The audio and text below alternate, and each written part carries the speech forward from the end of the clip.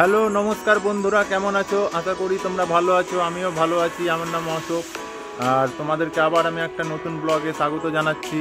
তো আজ 17 এপ্রিল 2024, আজকে রামনবমী। তো আজকে আমি শোভাযাত্রায় যাব রামনবমীর। তো চলো, দেখা হচ্ছে তোমাদের সাথে ডাইরেক্ট স্পটে।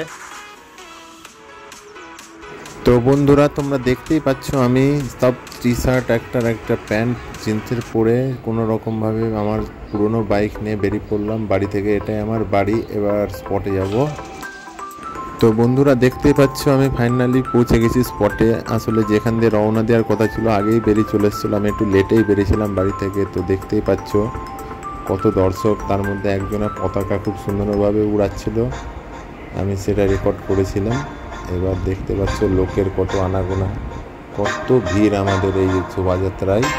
দেখতে পাচ্ছ লোকের শেষ নাই, চারিদিকে লোক চলেই আসছে।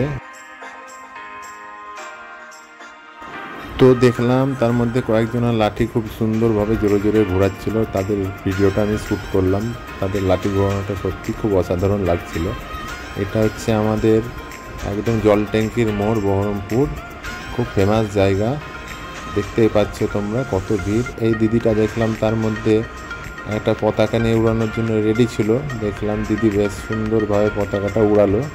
তারপরে জানতে পারলাম উনি একজন আমাদের নেত্রী।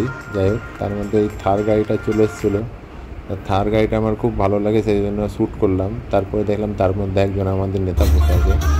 তো ফাইনালি আমাদের শোভাযাত্রা প্রায় শেষের দিকে। আমাদের জল ট্যাঙ্কির মোড়ে শোভাযাত্রাটা শেষ হলো।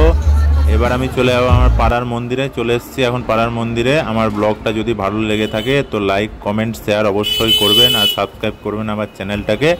ভালো থাকবেন, সুস্থ থাকবেন। দেখা হবে অন্য কোনো ভিডিওতে। আজকের মতন টাটা, জয় শ্রীরাম, জয় বজরং বলী।